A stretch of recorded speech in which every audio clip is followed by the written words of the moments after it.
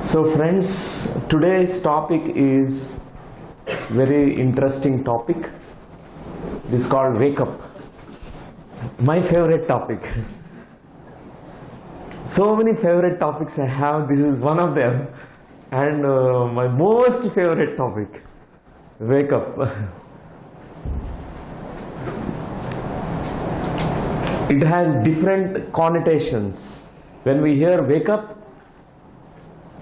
we remember our mother, our father waking us up and getting ready to the school. As children, we have experienced it. We know how to wake up from the sleep. We have been doing all the life.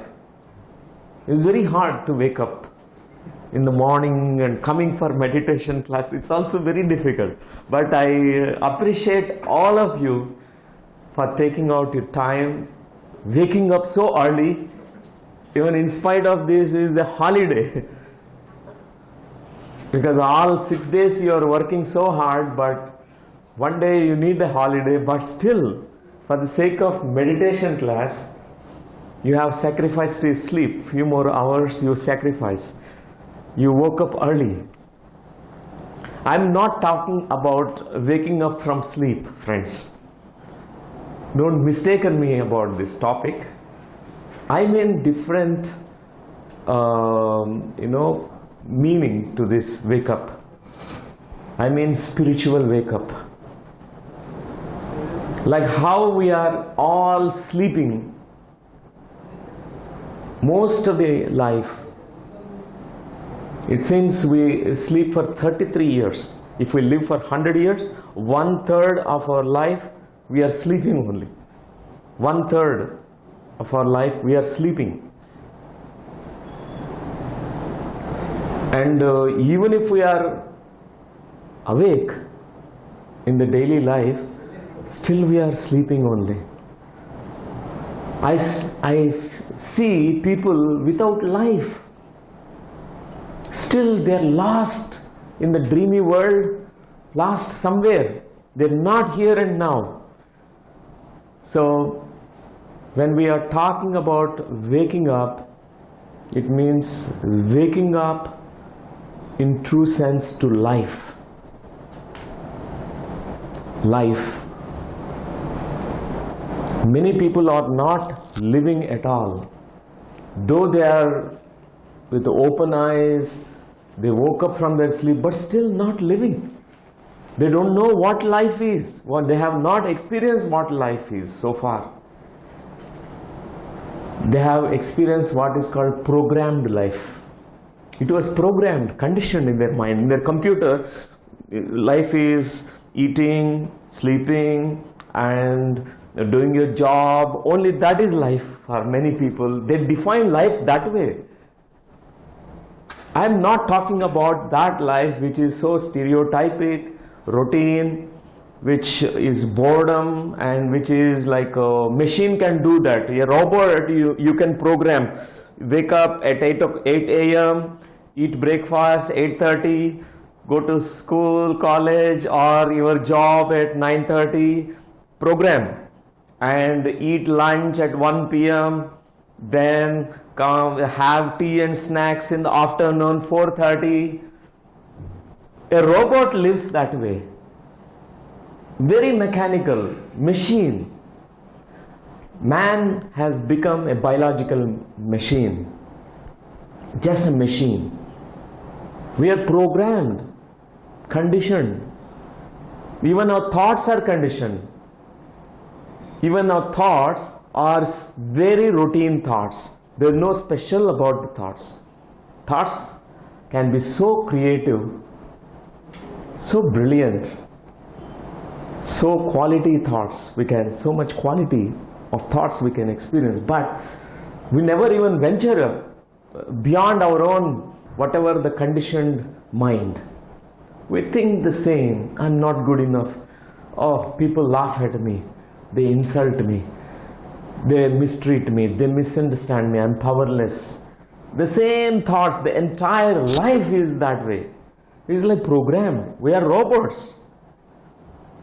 So waking up means actually waking up from the deep slumber, deep sleep, deep unconsciousness, deep fear, deep conditioning, deep stereotypic robotic way of living, and coming into your true potential, waking up to your freedom,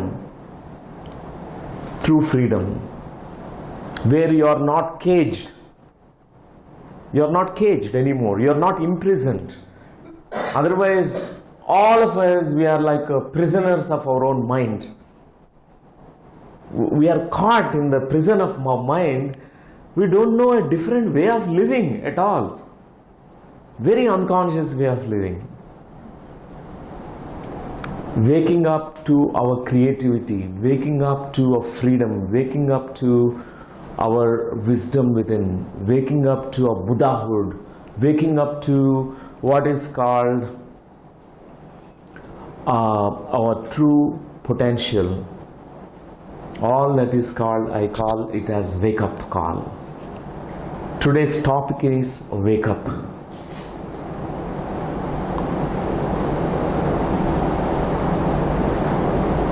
People are opening their eyes in the morning when they woke up from the sleep, but they're not seeing really.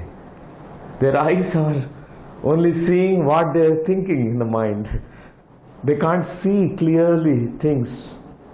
They can't see the truth. They can't see the reality.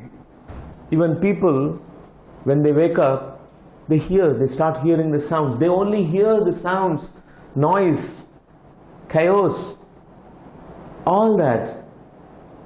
They've forgotten how to hear something else. They hear the truth. There's always some vibrational frequency the universe is emitting. We hardly hear that. We lost the ear for that. There is a melody in the universe. There is anahata nad in the universe. We hardly hear that. We are so caught up in the robotic, mechanical way of living. So how many of us are, in the true sense, you're waking up in the morning, you're really waking up? Wow, what a day. Today is a beautiful day.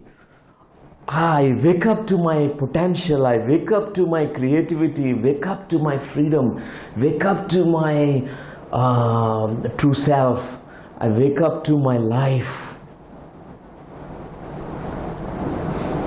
Most of us, we know that our life is very routine.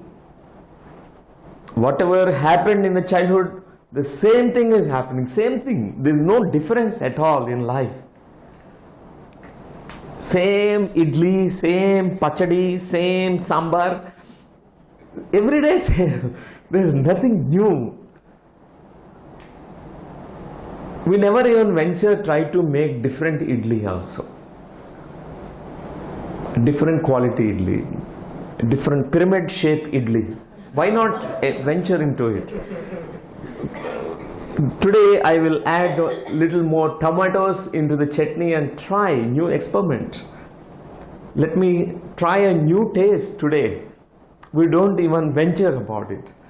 We have a fear of failure. What if this experiment fails? What if this pachadi will not taste good? We think that way. Fear of failure will not even make us attempt to even try something new. We are so routine. So friends, though man is called as a flowering of civilization, it's called flower, human beings. Manava janmani uttama janma antaru. Kani manam ఆ జంతువుల కంటే హీనంగా బతుకుతున్నట్టే లెక్క. ఆ జంతువులు ఇంకా స్పాంటేనియస్గా ఎంతో అవేకండ్గా బతుకుతుంటాయి. ఆ వృక్షాలు ఎంతో అద్భుతంగా జీవిస్తుంటాయి. But human beings, we really even less than animals. We are living less than animals. So much fear grip. I have not seen the fear in animals. Very rarely we find animals getting fearful. Very courageous. Look at the lion. There are no traces of fear at all. Any animal is totally fearless. Only the human animal is very fearless, because the mind very fearful. Very fearful. So friends, we need to wake up to that reality where we can experience our true self, utterly fearless, full of freedom within, freedom to be yourself. You are not imprisoned by anyone, neither anybody can possess you. You are utterly free. You are yourself. You are original. You are authentic. You do what you want to do in life. Not what your parents have said, become an engineer, become doctor, become IAS. Not that. You have your own thoughts. You know what you want in life, what you want to do in your life. You exercise your free will and choice, power of choice. So friends, this is I call wake up. So morning when we wake up, we have coffee, a nice coffee which opens all chakras in us. Aromas, the Nescafe coffee or filter coffee, Madras filter coffee makes us very alive. Meditation is something like that. It's like a coffee. It's like when you meditate, it's like drinking filter coffee, Madras filter coffee. So, wherever there is a coffee shop, like not all coffee shops emit that aroma of coffee, but Starbucks or some coffee shops you go, you will be so feeling good.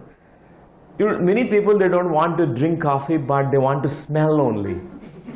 They go near to the coffee shop. I do that sometimes. I go to the coffee shop not to drink, but even from very near distance, I want to smell the coffee. But experience of coffee is something different. It's very good. I'm telling only an example. I'm not promoting any coffee brand or anything. But drinking coffee, we need to also practice meditation every day. It's waking up. Meditation is like a wake up. Not just smelling meditation. Just like smelling coffee, it will not be, you will not experience it. Many people, they will only hear about meditation or read about meditation, or they in the internet Google search, they do meditation, they read all that. They have information about meditation, but they don't experience meditation. It is not going to bring any good to us. Experience the taste of meditation is something very different. So friends,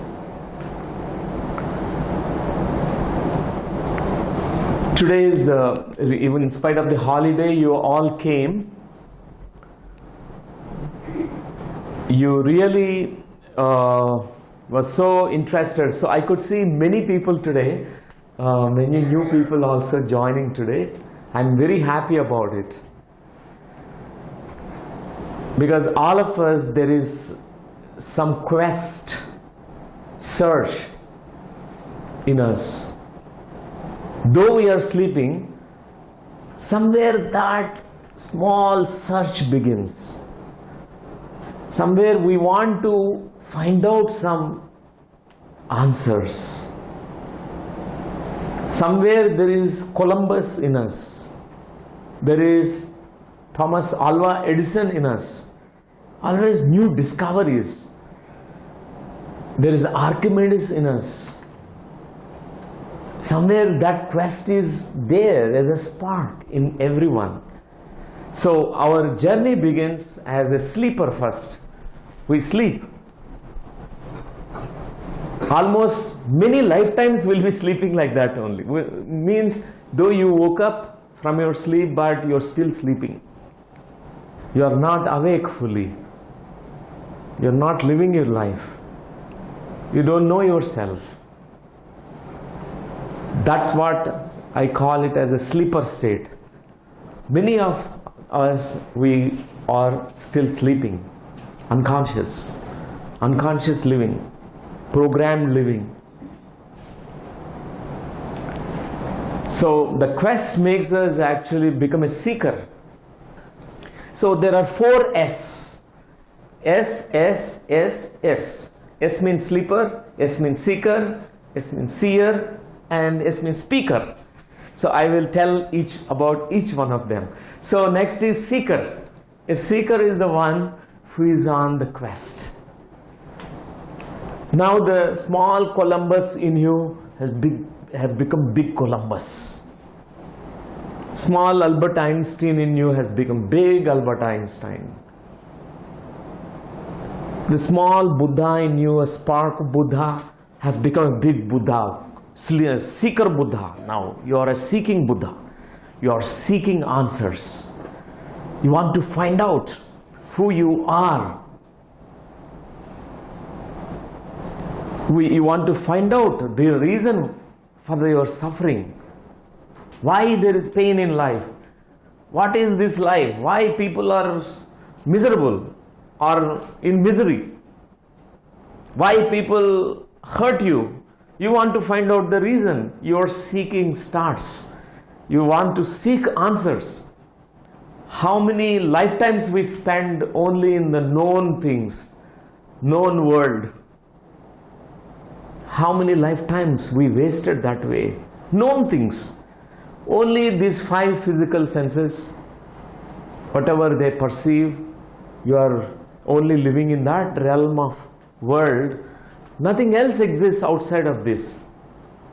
A fish in the ocean is asking, is telling to another big fish, I think there is one more ocean there, one more sea beyond this sea. But this old fish is saying, no, there is no possibility. Once you are out of this water, you are going to be dying. You will die. There is nothing outside of this sea. There is no other ocean. Many of us, we live that like that old fish. This is a quote from Khalil Gibran in his book Forerunner. He said that we are like fish. We think that there is nothing else exists. Once I am coming out of water, I don't live. There is no existence outside of this. We think so like in a small box framework. We think in a very like a small box. We don't know much greater reality that is existing.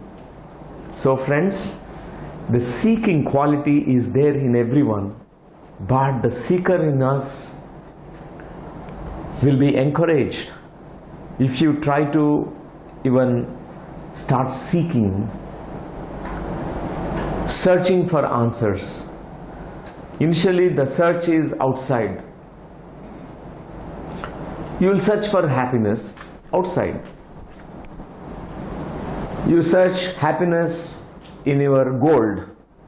Oh, this, I must have Vaddanam this time. I must have this nice big necklace, gold diamond necklace. I'll be very happy. We think that happiness is there in that. You may feel happy for one day with that diamond necklace.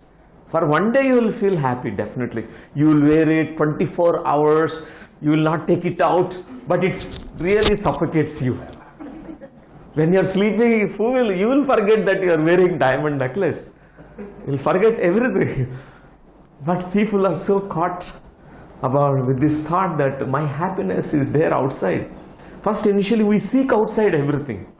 We seek my happiness is there in my wife, my husband, my children. My happiness is there in my job. Happiness is there in money. We run after them, run after them. After getting married, you will find the true story. All of us knows. It's the same story. fights, conflicts. They don't, like cats and dogs only. The happiness, then we come to a conclusion. Happiness is not really there anywhere. Happiness is not there. Happiness is illusion. Because we have not experienced everywhere there is unhappiness. It's coming everywhere. But a true seeker continues to seek. Oh, happiness is not there in any of the outside things. In relationships it's not there. It's not there in coffee, not there in job, not there in money, not there anywhere else. Then where is the happiness? How could the tiger, the elephant, the dog, the trees are happy? How is the child, newly born child is so happy? As adult we are not happy at all. The child is only looking at the moon and they are very happy. They laugh, they smile. When they look at just a blade of grass, they start playing. With the flowers they play, they feel happy. We lost that capacity to be happy just by being ourselves. And our true seeker find the seeking continues, and they internalize the search. Now the search is now not anymore outside, the search is within. Your torchlight is not outside now. You switch on the torchlight inside you. Oh, if not, there is not outside. This happiness is not there outside, love is not there outside, power is not there outside, God is not there outside. You searched everywhere for God. You went to Himalayas, you went to Gudi, all the Devalayas, all the temples, everywhere, Gurudwaras, everywhere you visited. God is not there, only statues are there. Beautiful statues. You get experience, oh, what a beautiful statue. Only that much. But you don't find God there. But search continues and you will internalize your search. The search will take you inward. That I call it as a true seeker, a true seeking. You seek at the right place. So far your seeking is at the wrong place.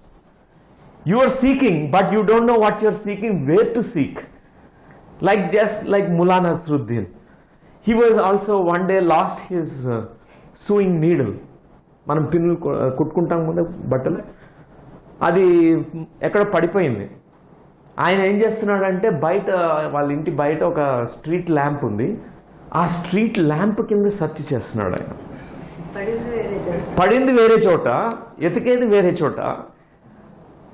We lost our happiness somewhere and we are searching at somewhere else. We need to find out where we have really lost it. Your happiness is lost in you. It is there in you, which is lost somewhere. It is locked up somewhere. Go search there, not outside. So this is what I call as a true seeking. Search for the real things at the right place. Not at the wrong place. You may search for a whole life. That's what our scientists have been doing. Whole life they search for answers outside world. They want to demystify the universe outside world. Only by observation, analysis, statistical data.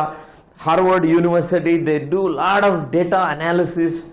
Only outside data. They will not find any kind of answers. They will fail miserably because they're seeking at the wrong place for the answers. They want to find out, is there truly the God in the universe? Is there intelligence in the universe? Is there some supramental or superior force, supreme force which is governing this universe? They want to find out outside. All scientists before Albert Einstein searched outside, but scientists also were so disillusioned with their search.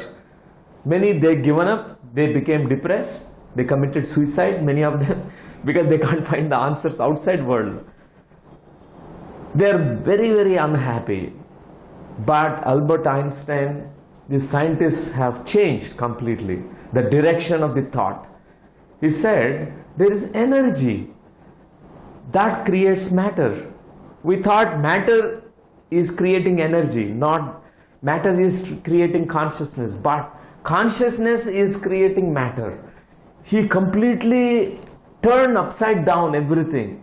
The whole world was thinking so far that outside things are, where we find answers and we can fix them, we can manipulate outside things, you can find happiness outside. All those things is completely shattered of all that illusions. We became completely disillusioned, and Einstein have completely shifted the whole thinking process. He made people to go look into the atoms.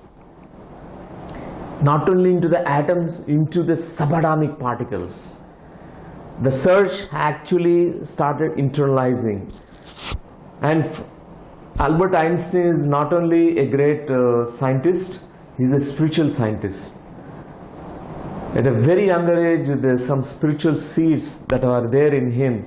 He was always connected with his inner self. And after that, now quantum science has completely brought us to deep understanding of spirituality from inside out. So far, we only have scriptures, we only have those ancient rishis, masters who have experienced enlightenment and bliss, nirvana, all that, but people don't know where to search for enlightenment, where to search for nirvana, where to search for bliss, how to find it out. But true seeking will make us search inside us. We search inside. This is the time where we become meditators. We become truly meditator. You practice meditation. You really seek. And then we become a seer. Whoever is practicing meditation, meditation is just pure awareness. Meditation is awareness. Mostly we are unaware. We are living with such unawareness. Meditation is awareness. You practice, you are sitting quietly, you are witnessing your thoughts, monkey thoughts which are moving here and there. You are aware. You are aware of your unconscious traits, reactive behaviors. You are aware of all that what is actually making you live in a kind of cocoon, like in a shell, like in a prison. You are aware what is stopping your potential. You are aware. As you meditate, you become aware and aware and aware. Not only your physical self, not only your mental self, not only your emotional self, not only your egoic self, you will also become aware of your spiritual self, a deeper self, the soul in you. You are aware of that consciousness which is residing in us, which is living in us. We wake up to that reality. This I call it as a seer state. You see now, you see, really you are seeing now. A meditator sees. Non-meditator, though they have eyes, they can't see. They are seeing only the physical reality.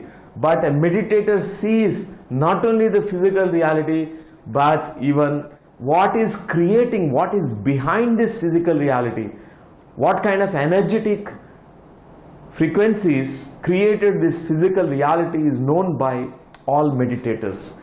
This is called seeing stage. We see the truth. We wake up now. This is called waking up. Seeing stage is called waking up. You have now insight. You have inner vision. You have inner awakening. You know that happiness is in you. You know that you are a powerful being. You know that you are a being of freedom. Nobody is actually tying you. Nobody is actually stopping you. Nobody can stop you also. Nobody can imprison you. You are a free being. You are caught up with your own ideas, your own thinking, your own conditioning. This is what is called seeing stage, seer. That's why in Shiva, all the pictures of Lord Shiva, we find a big third eye representation there, a third eye representation. It's not like a physical, this seeing the visions, but it is seeing the truth. The truth is that you are not the body, you are not the mind, you are not the emotion, you are the soul. You are the eternal soul, you are the infinite soul, you are God. This is the truth. Aham Brahmasmi, Tattvamasi, Sarvam Kalvidam Brahma. This is the awakening experience. A seer gets awakened. Natural awakening happens. Then the fourth stage, now a seer can't keep quiet. Buddha did not keep quiet, Krishna did not keep quiet, Christ did not keep quiet. What they do? They speak now. They speak. They inspire others through their words of wisdom.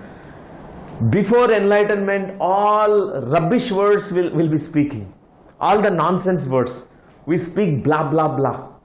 There's no sense.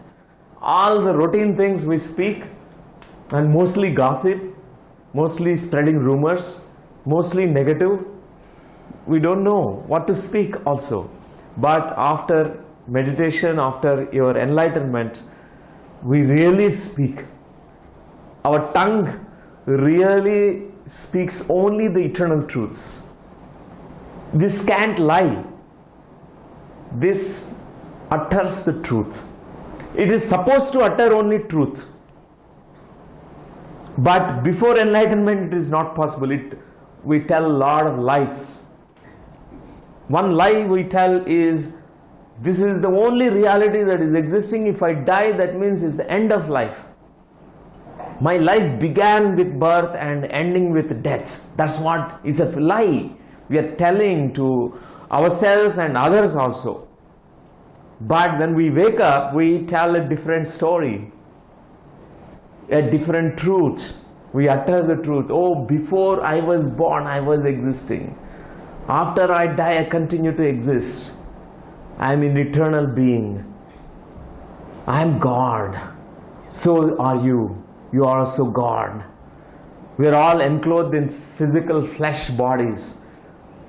We speak these eternal truths, which comes from your direct experience. It's not just a theory, a parrot-like repetition of the words. It is direct experience of your own. You have experienced it. First time I was in this stage, a sleeper, when I was born, when I was a teenager. I was sleeping. I thought I am awake and I thought I am so happy, but I don't have answers that time. I don't know why am I living, what is my purpose, what am I supposed to do in life. I was sleeping. I was like a machine programmed, like a robot is programmed. I was programmed that you need to become a doctor, so that I joined in the Karnool Medical College. I became a doctor. And another programming is you need to earn money. Why you became a doctor? Because you have to earn money. Why you become an engineer? You have to have a big bungalow, big house. You programmed, money, money, money. It's programmed completely.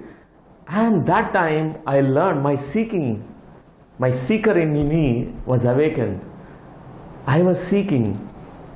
After I read the book Jonathan Livingston Seagull, written by Richard Bach, this made me to seek. I want to find out answers.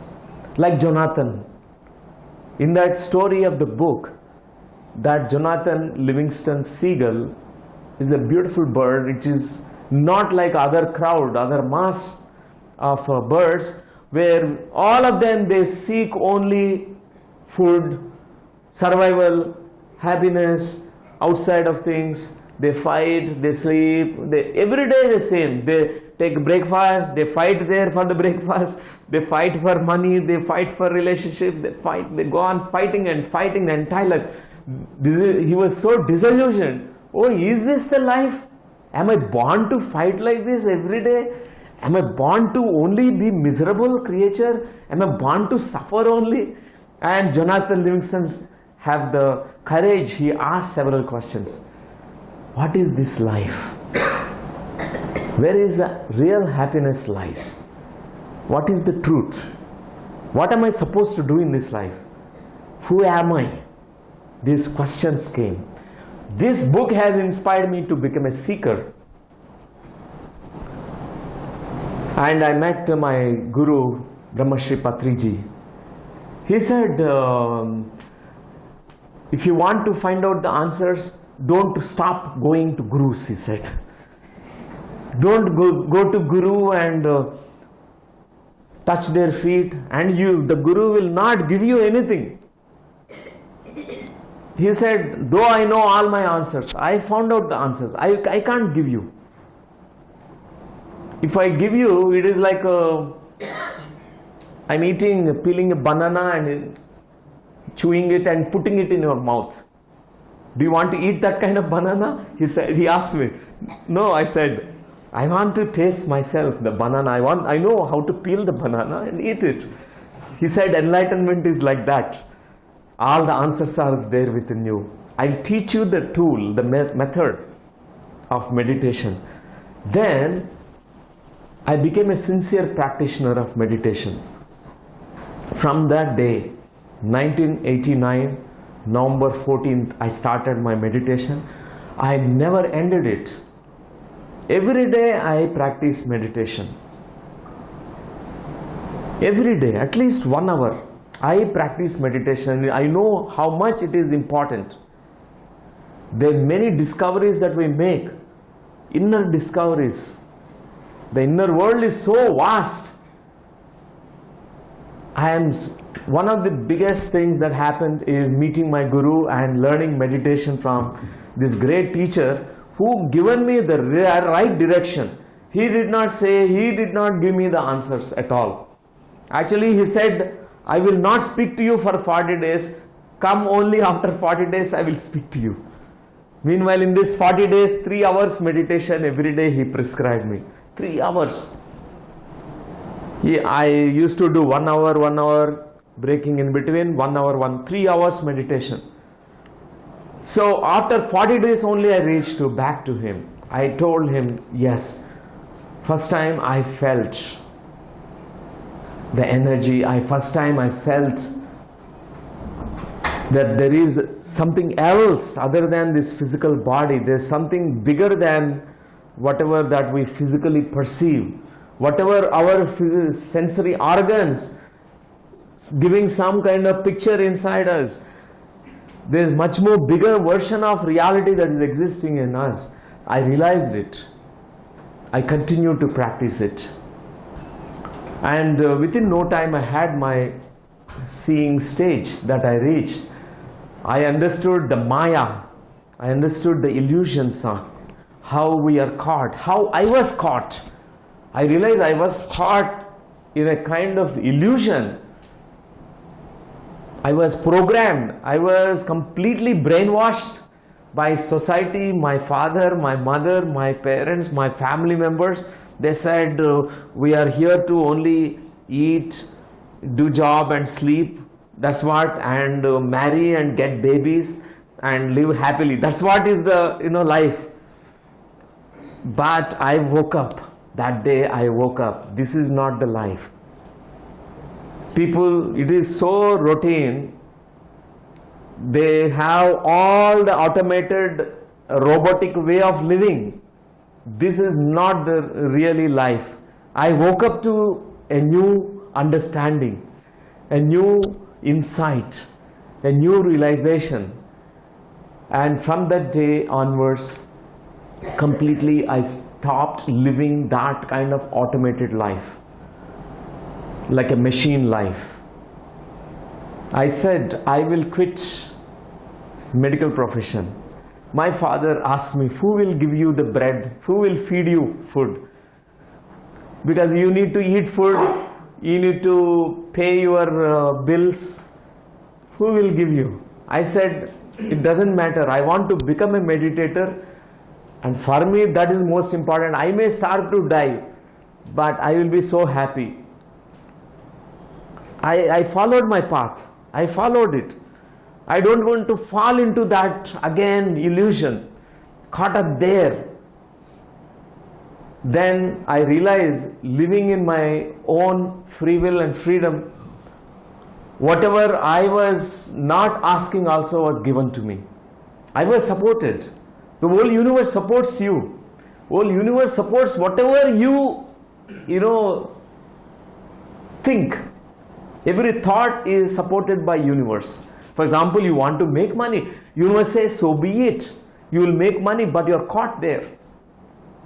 But those seekers who are truly seeking, they will ask the true things, real things. They will ask for enlightenment. They will ask for the meaning of life. They ask for true happiness.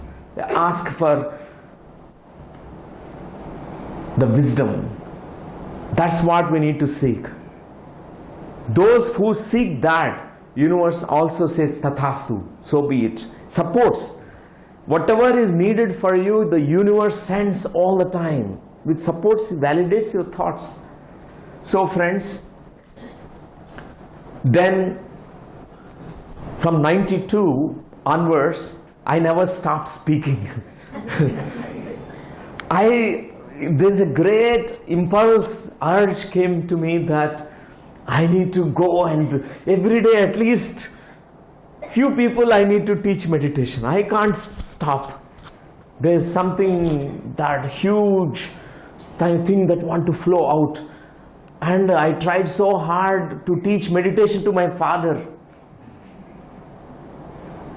Initially, I know he is a very wonderful scientist. He's the greatest physicist I know. A great academic teacher, best teacher. He was really in our Andhra Pradesh, he was the best physics teacher. Only physics. And he never even attempted to know what is beyond physics. Whereas I want to go into metaphysics, my father remained there, and I used to keep books on his table. Sometimes as if I have forgotten them. At least my father flips through the pages. He, like me, Jonathan Livingston Seagull, which awakened me to a new understanding. I thought one day my father will pick up and read this book, and I used to select the books and keep those books there. And I tried all methods, but one has to be ready, So, but my father now understands me. My father is a meditator. And initially he is saying, I live meditatively. People also say that I am happy. I live meditatively. Teaching physics is meditation for me. I said, it's not meditation. Meditation is not doing work, and that's not meditation. Meditation is coming in contact with that essence in you, knowing that self in you. When we close these eyes, that meditation happens. You go into the inner world. When you open your eyes, you go into the outer world. Where is the question of meditation? It's called awareness. Teaching physics or eating food with awareness, that's moment to moment living. That's different from meditation. Meditation is diving deep within you to find the answers. Now all my family members, after so much resistance for many years, they thought I was crazy, mad, insane, like outcast, like not matching with anybody. They thought I'm gone case. But I pursued. I know that there is a different way of living. And though I don't have much money, but I'm very, very happy. Utterly happy. Money could not have given me this happiness. Really, friends, Whatever outer things that we possess will not give you happiness. Better not get caught in that illusion, that Maya. Neither power, nor prestige, nor jobs, nor academic credentials, nor anything that you possess from outside world will not take you anywhere. I'm not telling you to resign your job right now. No. You may continue the job, but don't be illusioned. Don't caught up in that Maya that it gives happiness to you. It's only just for your only earning your living, but nothing else. But real happiness, the truth emerges from deep within you. This is so mandatory. Seeing stage, it's compulsory for everyone. Seeing stage, where you need to really see the truth. What is the truth? And unless we find the truth, we are caught in this illusion. I know most of you are actually in this stage. Many people, many of here, my friends, Sangha members, they're all already speaker stage. Most of you are already meditators, seers. Many people, they can see the truth. And friends, we are all sleeping giants. This metaphor, a movie was taken on this, a sleeping giant. We are all sleeping giants. We are still sleeping. The meaning of this is really something huge, magnificent in us, something bigger than what we perceive with our physical senses, that's still sleeping in us. We are sleeping giants. We need to wake up to that reality of our full potential, the potential inside us. We think very, very limited by we are limited by our thoughts. We think so limited thinking. Recently I read a beautiful book written by this wonderful author. The name of the book is Listen, Little Man. Author's name is Reich, Wilhelm Reich. Wilhelm Reich, he's a student of Sigmund Freud. He was actually rejected by Freud. He went as a student, he was in the same university. He thought he will learn from Sigmund Freud, but Sigmund Freud sensed something else in him. He refused to speak to him because he was having so many questions for him. For those questions he has no answers. Then he knew that this young man, 25-year-old Wilhelm Reich, is something huge potential in me. I don't have answers. He is asking about life after death. He was asking about consciousness. He was asking about cosmic energy, cosmic intelligence. He has no answers. He knew only the psychology, what is happening inside the brain, the mind, the dreams, only that much. And then Wilhelm Reich, he went through a lot of struggles, but his quest to know answers continued. And his entire life, he has written a diary.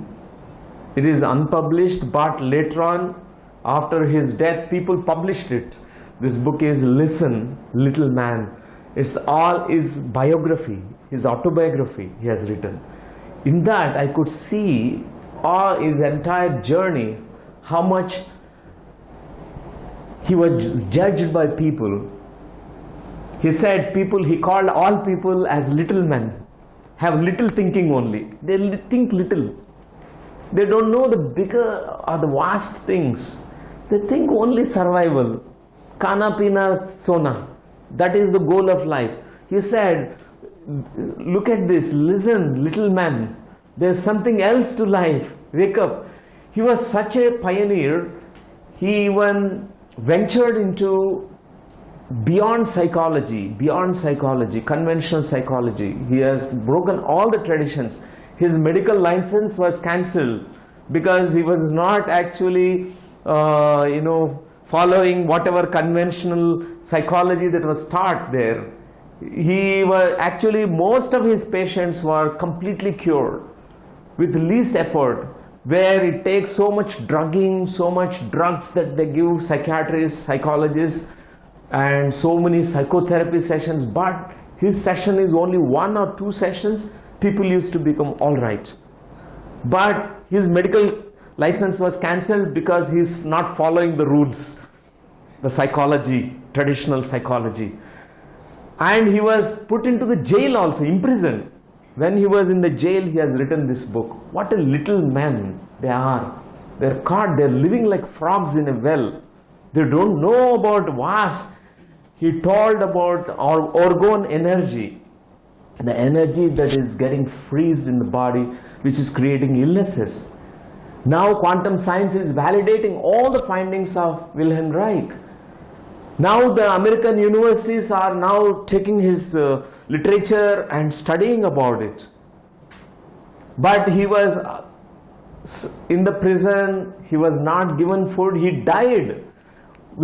He said in his autobiography that we kill Socrates, we crucify Jesus Christ. Such beautiful, remarkable masters, people they are little men. Their thinking is so little. The message from him is also this: sleeping giants. We are sleeping giants. Awaken. Awaken that sleeping giant inside you. Wake up. You are a giant. He was telling you are such vast, magnificent soul. Wake up. You are much more than what you think you are. You are multi-dimensional being. You are not just a small petty human being who has come here to just eat food and sleep.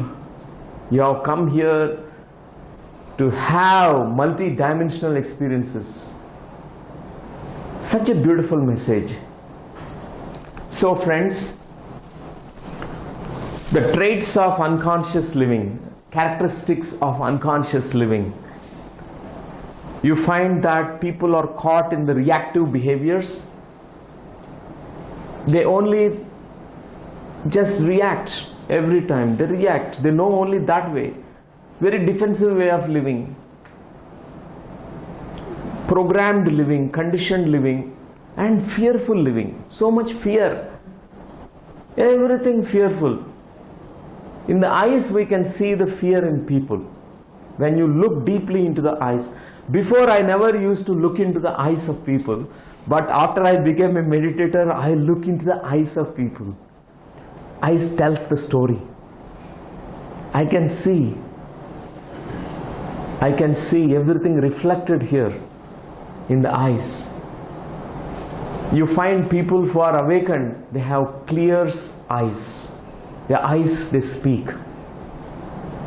There's something profound in the eyes. Look deeply into the eyes of people. You will find whatever I'm saying, you can find it. Even the fear can be seen in the eyes. Even courage can be seen in the eyes. Truth can be reflected in the eyes. So friends, there are these characteristics. We live such monotonous life, routine life, very habitual way of thinking, doing, living, emoting, habitual way. Be courageous. These are all characteristics of unconscious living. So in us there is this seed potential. Wake up to our true potential. When a Buddha meets anybody, he sees in them Buddha only. He calls everyone Buddha because he sees the seed potential. We're all gods, and God is like in a seed. Still there is a shell which has not broken, which has not sprouted. The entire plant and tree can come out of this seed. We need to wake up to that seed potential. We should not die as a seed. If you have not really tapped into your true potential, there is no purpose for living. What is the purpose of life? To manifest your true potential in the physical plane. Bring out yourself and express in the physical plane in the tangible form. That's what Buddha has done, that's what Christ has done, and every master does. Their potential they externalize, they bring it out, they become huge trees. I'm telling you the analogy, like you will not become a tree, really physical tree, but you will reap your potential, you will grow your potential, which becomes manifest. So this wisdom inside, this seed knows how to grow into a wonderful tree. If it is a mango seed, it grows into a mango tree. There is divine blueprint in you. The soul in you knows exactly what it wants to become. You have come here with a purpose, a beautiful plan, a Janma Pranalika, a script, beautiful script. The script is very simple only. You have come here for realizing the truth of who you are truly in the first place. Second is to live every single moment with joy.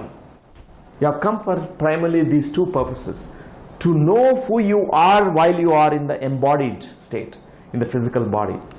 So friends, we need to wake up to that reality. How many lives will live in the same way of being unconscious? Unconscious way of living. Almost, if you look into all your past lives, for example, you go through past life regression sessions, you will see almost since very beginning of your incarnation journeys, you have been living caught up in the same illusion thousands of times. How many more we live in the same way of unconscious living? And all masters, including all those mystic poets, are saying, wake up, wake up. It's a clarion call from all masters, for already they are fully awake to their true self potential. So they're speaking from there, telling that how many lifetimes you live the same way. Punarapi jananam, punarapi maranam, punarapi janane jatare sayanam, iha samsare bahudustare, krupaya pare pahi murare. Punarapi jananam, punarapi maranam. Cycles of birth and death. Cycles of birth and death. The same story continues. Even in this life, the same cycle, same story continues. The same story. We get pain, we cry, we become angry, we isolate ourselves. Again the same story. For a few days we are happy. Again the same story, crying story. Same thing, same thing. We repeat the same pattern, same habitual patterns. Wake up. How many lifetimes we waste repeating the same old story. So from the universe we get wake-up calls. From our, the world itself we get wake-up calls. Death is a big wake-up call, friends. Second is disease. Third is suffering. Wake-up calls, they're truly messengers. In the true sense, if we take, they're all wake-up calls. They're telling you fellow, you are caught up in the illusion. Now find out true happiness. They're saying, before death touches you, find out who you are. Before disease takes over you, meditate and wake up. Before you become old and wither away, wake up, realize yourself. Before that pain engulfs you, suffering engulfs you, know what is the root cause for suffering and how to reach to dukkha rahit, cessation of all suffering. Find out those answers. So friends, several wake-up calls that we find as some negative situation in life, they are not really negative. We need them. We need the trigger points for our growth. Trigger points are needed all the time. Otherwise, we go on living the same. Unless pain is there, our search will not go towards what is beyond pain, what is joy. If there is no sickness, if there is sickness, that it triggers to search for health. If there is so much ignorance, darkness, fear in us, we search for what is beyond this. Search for that enlightenment. All of them are called wake-up calls. So we should never think that, oh, this is a bad situation. We need many bad situations in order to be triggered. And a wise person takes in that sense. A wise person converts all the external dangers, external stimuli into their benefit. They turn all disasters into blessings. Whereas a fool thinks that, oh, this misery has come, God has cursed me, and I must be a sinner in the past lives, that's why I'm suffering so much. We drown in the pool of emotion. Oh, life will be crying like that. So these are all wake-up calls.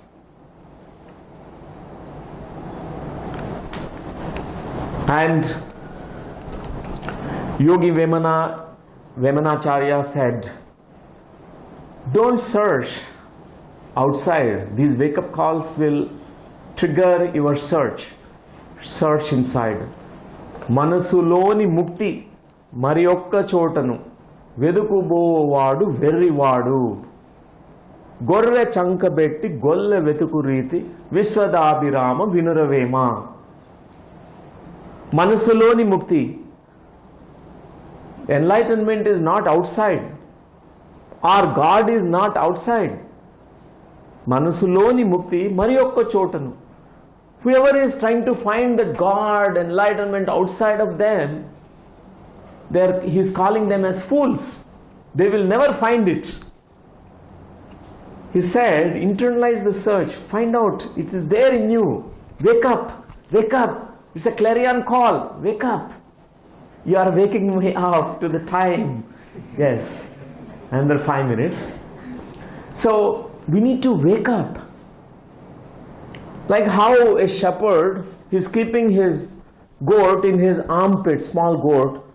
He is asking everyone, where is my baby goat? Where is my baby goat? It's lost somewhere. He has forgotten it is in their armpit.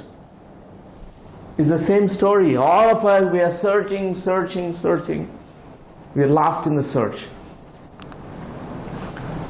So, what is an awakening experience? Today's topic is wake up. Wake up means actually enlightenment. How much time does it take to become enlightened? A Zen master was asked by a disciple. He said, does it take 20 years? Disciple asked Zen master, I must do sadhana for 20 years in order to become an enlightened master? Master said, he was silent. Disciple thought, oh, it must be taking 30 years. So, does it take 30 years? Yes. He was still silent. Oh, then it must take at least 50 years maybe. Then he said, now, enlightenment is now and here. Here and now. There is no future. If you seek enlightenment somewhere, with your sadhana, enlightenment happens, that's a very conditioned way, cause and effect. Very slow and It is now and here. Waking up is just like a sleep. You are sleeping and suddenly somebody slaps on your face and you wake up. Ha! And all our wake-up calls also can make us awaken. It slaps on your face. Come on, wake up. How long you live like the old, this old patterns, stereotypic way. Wake up. And we are awakened. We live fearlessly, joyfully. We see the truth. We see our magnificence, the inner radiance. We live differently from now.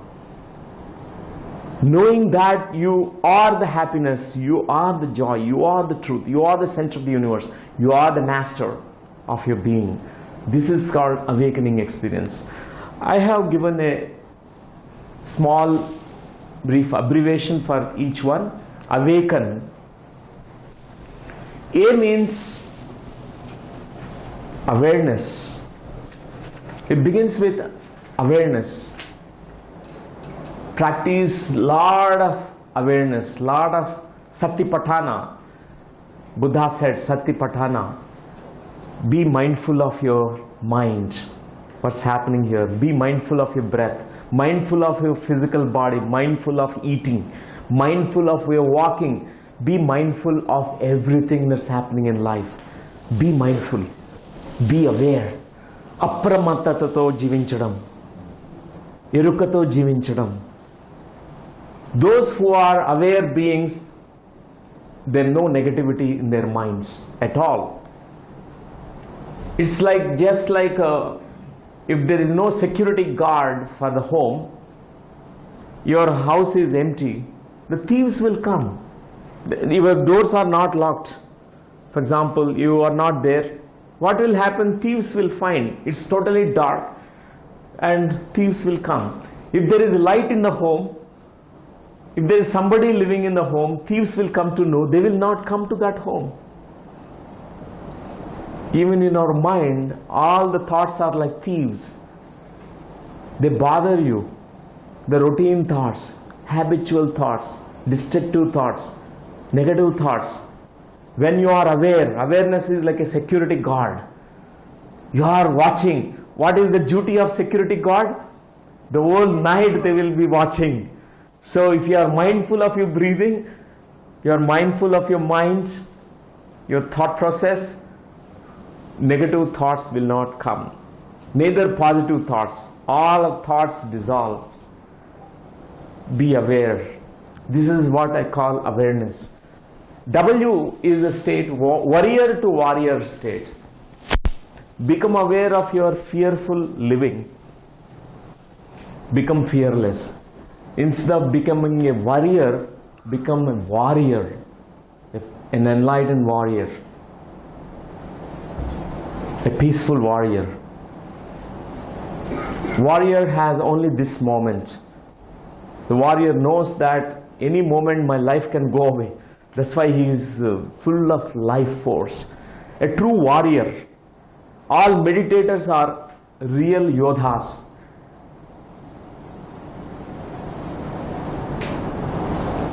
What is Ayodhya? Dasharatha has ruled Ayodhya. Dasharatha is Pancha Gnanendriyas and Pancha Karmendriyas. He is the master of them. He is Dasharatha. Then all his children are born, like Rama is the first one. Lord Rama represents this highly sattvic in nature, supra sattvic, Lord Rama. And other brothers of Ram, they represent even other gunas, trigunas, and different proportions. So each one, Lakshmana has different proportion, different rajasic nature, little bit. Bharata more of physical nature, tamasic nature, proportions are different. But Rama represents suprasattvic and sattvic nature. Dasharatha is the one who conquered all the five senses, external and internal. And Ayodhya means what is Yodhya Mukhanidhi is Ayodhya. What is inconquerable is Ayodhya. What is inconquerable is this physical life, this physical body. Ending the life cycles, birth and death is the most Ayodhya. This is the Ayodhya. So, for a warrior, everything is Yodhya. For a warrior, this is Yodhyam. You become a Yodha. You are in the war front and you conquer your inner enemies. Your inner enemies of Arishad Vargas, you conquer. You conquer all the fears in you, all the dragons in you. You conquer your inner world. That is called warrior. I call that warrior is a warrior-less state.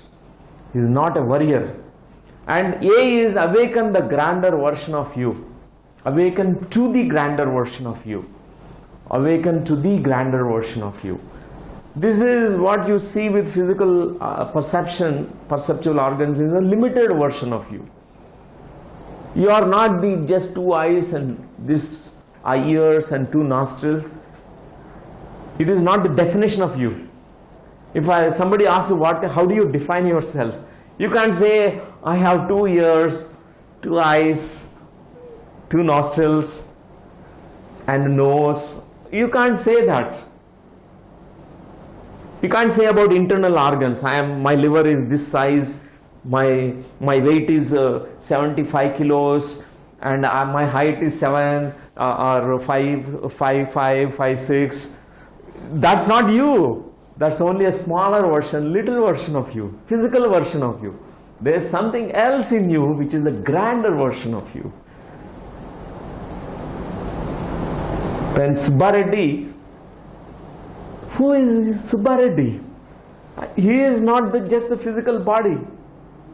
He is the grander version of that oversoul entity who has come here down. There's a higher version, there's a grander version of him which is living here. We need to wake up to that, awaken to that. And K is kinship with life. We need to really, a person who is awake and awakened, have kinship with life, the oneness with life, with all the life forms, animals, plants, minerals, humans, living things, non-living things, all things, kinship. All the disharmony we see around the globe is just because we are still unconscious, sleeping. We are still ignorant, still sleeping. Kinship with life comes. Vasudaika Kutumbam is possible when you awaken. Then kinship with life happens. You will respect every form of living here. You will respect every human being. Because you know Aham Brahmasmi, Tattvamasi. When you know that He is God, how can I be His Satru? How can I be His enemy? We love each other. We care for each other. That's what happens. Kinship with life happens. Is the mark of enlightenment. The mark of how much you achieved your truth. I mean inner truth. If you have really found out your inner truth, you make friendship with the whole universe. There are no enemies for you outside. And E stands for enlivenment. This word I took from, I have forgotten the name of this author, Mystery Experience, the book written by Timothy Freak. Thank you, Manu. Timothy Freak has written a beautiful book. It's called Mystery Experience. And he has experienced the dimension of awakening. He was fully awakened one day. He woke up fully who he is. And he started living the mystery of life. For him, everything, every single moment is a beautiful mystery unfolding itself. So he said, he coined a beautiful word called enlightenment and life joined together. He called it as living enlightenment in daily life. It's called enlivenment. Live your enlightenment here, not only in the head. For example, wife and husband, they have a conversation. Husband always has higher spiritual, philosophical thoughts. He goes on theorizing everything. He goes on telling the wife, you know, this and only theory. Wife gets so bored of hearing only theory and advises. Wife says, live it here. He says compassion, kindness, love, all that, but he is not living it there. He's just a theory person. He's philosophizing, intellectual, good intellectual only. So this is called enlightenment. Live your enlightenment here, fully awake. Participate in life. As a soul, you have come down here to have all multi-dimensional experience of, you know, soul here in the physical plane. We have come here to meet each other. We are not here to just say, I'm an island, you don't come near to me. I have come here only to become a sannyasi. We are not come here to become a sannyasi, sadhu log, to meditate in the caves. We meditate every day. Even after awakening, you meditate. At the same time, you participate in life. You have caring nature for other human beings. You care for animal brothers and sisters. You care for trees, plants. That's what is called awakening. So enlightenment. And N stands for never-ending joy. The mark of your ignorance is the depth of your belief in injustice and tragedy. More ignorant we are, more suffering we have in our life. More enlightenment we have, more joy we have. More potentiality that opens in us for joy. Every single moment is so joyful for an enlightened being. Everyone must hear Madhurashtakam.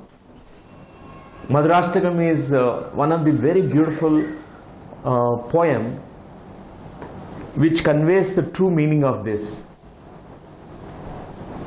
Have you heard about Madhurashtakam? Anybody knows about Madhurashtakam? మీకు తెలుసండి మధురాష్టకం? ఆ lines గుర్తున్నాయా మీకు?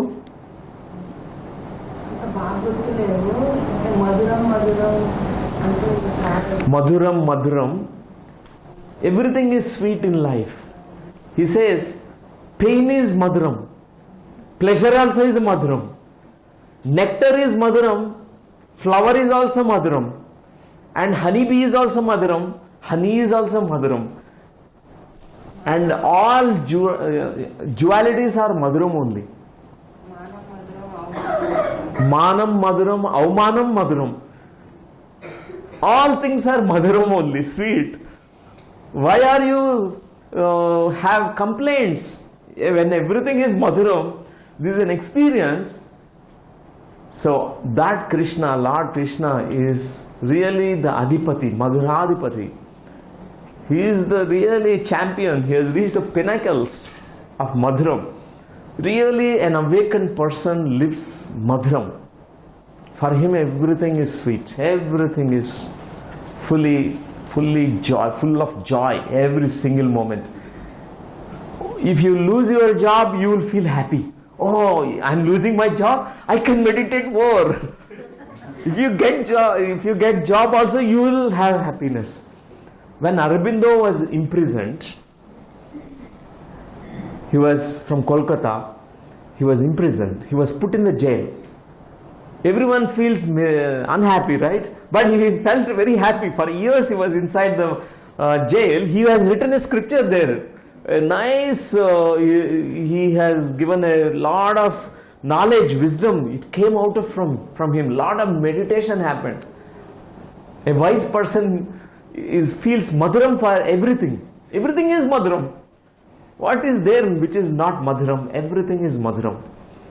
This is what is called as enlightenment and never-ending joy and never-ending joy. So this is what called as wake up, awakening. It's not in the future, it's now and here, waking up to that reality. It needs to we need to wake up inside us. We're still, our eyes are closed. This third eye is closed still. We are very fearful about seeing, opening our eyes. Oh, what if I see darkness? We have our concepts, limited thinking. So much fearful we are. Wake up.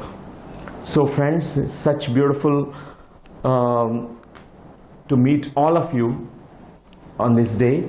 And finally, with this, I want to end. Swami Vivekananda, he woke up one day as a young man. He's a young tiger. He had a roar of awakening. Any awakening experience called lion's roar. Simhamu garjana chestundanta. Awakening, enlightenment is simha garjane. Mana lopal nunchi vache garjana adi. That is awakening. He roared like a lion. He has shaken all the whole world, all countries, all people, when he spoke in the World Parliament of Religion in Chicago. Said, arise, awake, and stop not till the goal is reached. Arise. Every single word is important here.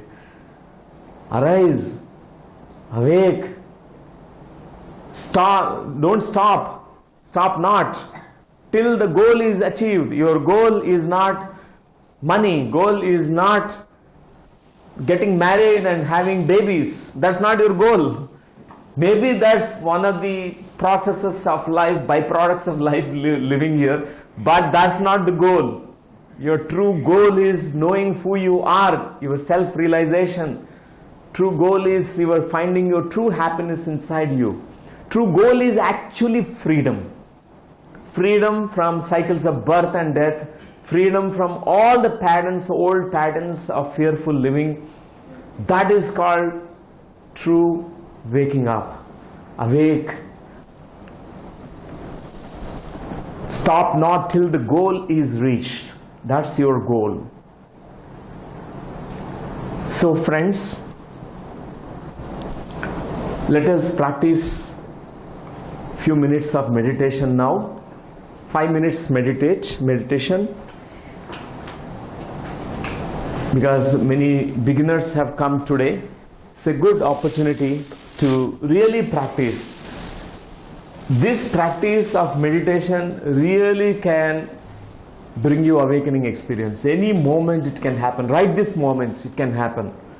If you really go within, stay alert, aware, watch the breath. Stop the monkey mind. Your whole effort is bringing your entire awareness to your breath.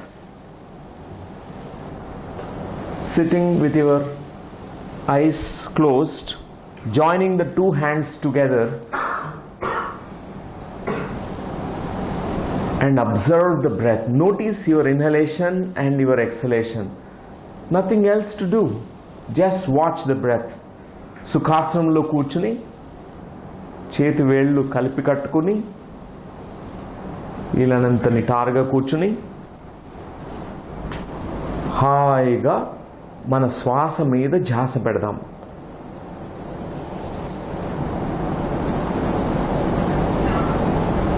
మనసులో ఎన్నో ఆలోచనలు వస్తుంటే మనసులో వస్తున్నటువంటి ఆలోచనల్ని cut చేసి మన ఎరుకని మన శ్వాస మీదకి మరల్చాలి. మన ధ్యాసని ఆలోచనల మీద పెట్టకుండా ఆ శ్వాస మీద ధ్యాస పెడదాం. If mind is wandering here and there, stop the wanderings of the mind, come back to breath. Notice the breath. Normal, natural breath. Nothing else is required to do. Just normal, natural breath.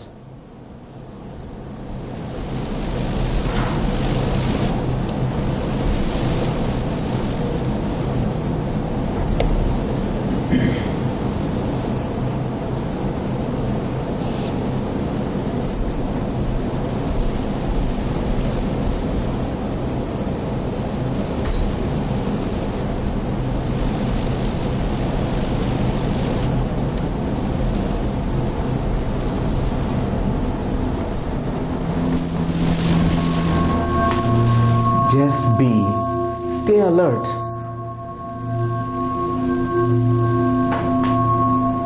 Every night we go into sleep, deep unconsciousness. In meditation, we will not go into sleep. It is not meant for sleep. Meditation is meant for staying alert, aware, awake, watchful, witness. Just remain still and silent. Even if the thoughts, unconscious thoughts are arising, unconscious tendencies to wander here and there, unconscious clinging, whatever is happening, just become aware.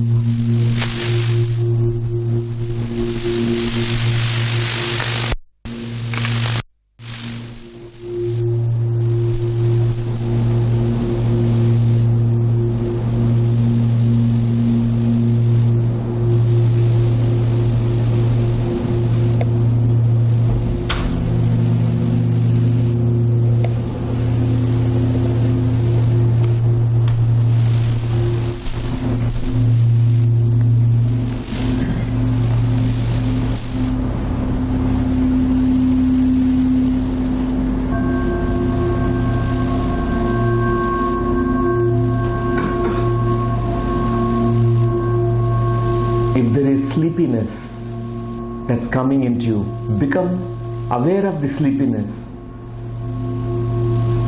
Stay alert. Notice what's happening in you, in that stillness of the mind. Let yourself be centered in that stillness. Just be watchful.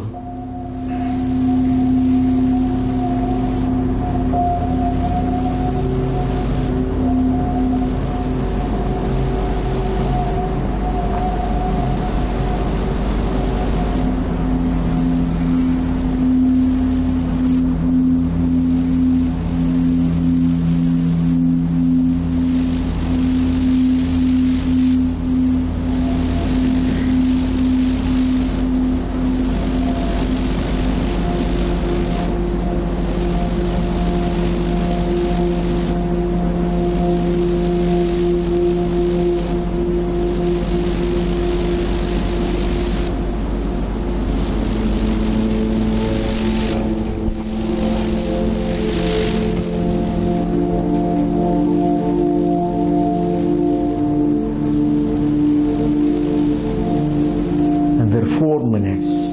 Just be. Be the normal, natural breath. Be one with your breath. Be one with this inner stillness, the gaps between the thoughts.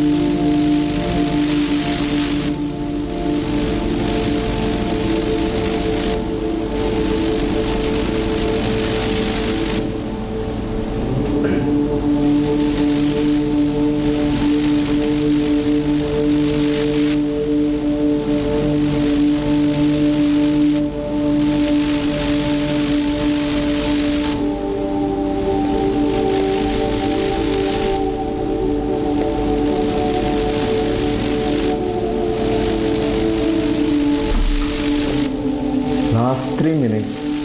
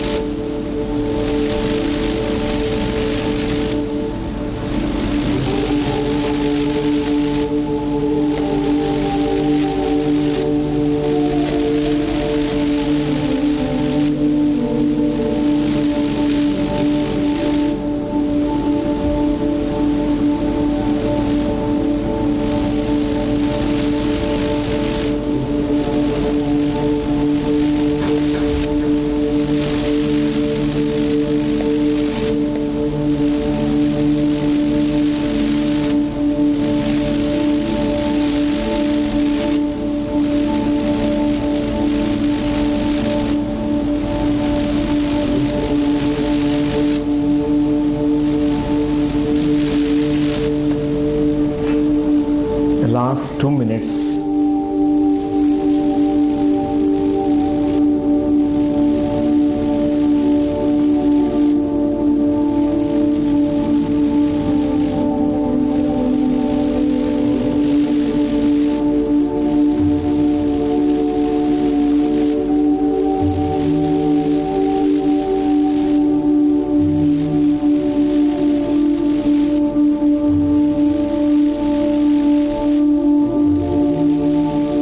Watchful, become aware of the inner experience of you.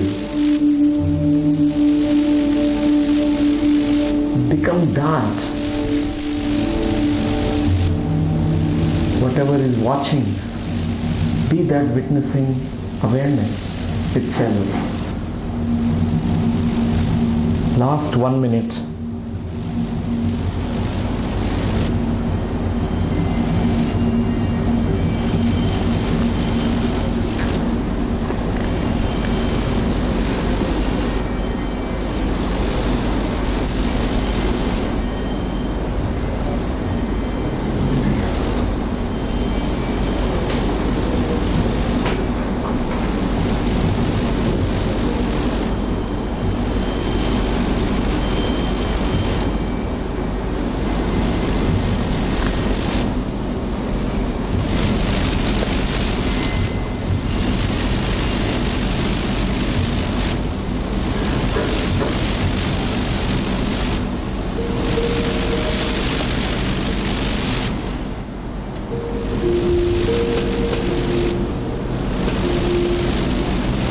Thirty seconds.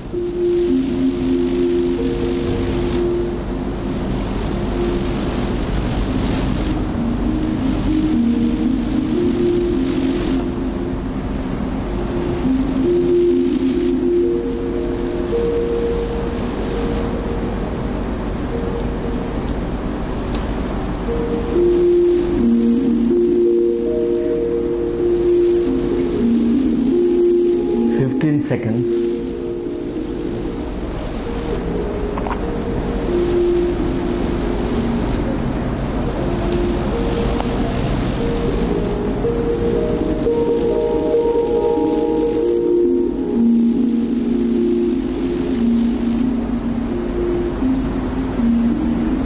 5 seconds.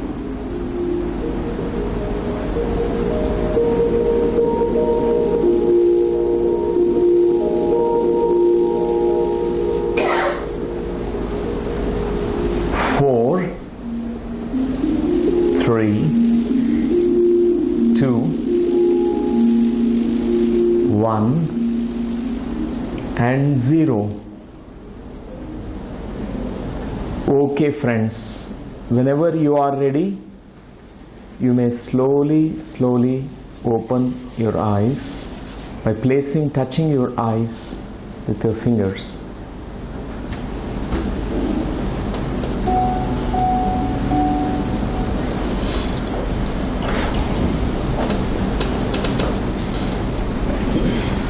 Just gently open it.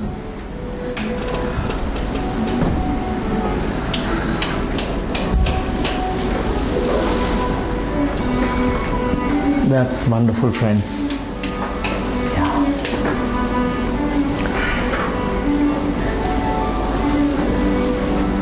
Meditation practice can give us that awakening experience. Series of awakening experiences we'll get.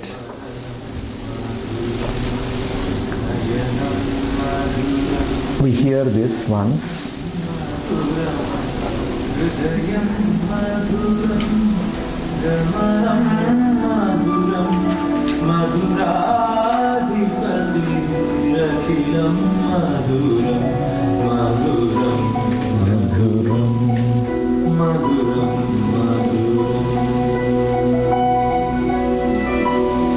Vachanam madhuram, charitam madhuram, vasanam madhuram, varitam madhuram, charitam madhuram, brahmitam madhuram, madhuradi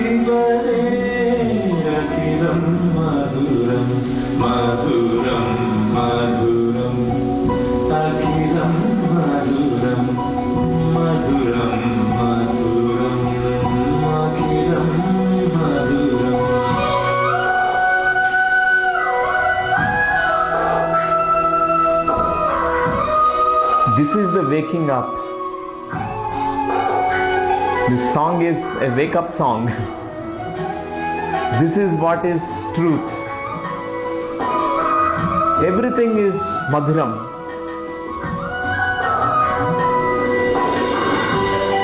Whoever has written this is an awakened master, an enlightened being who has tasted this.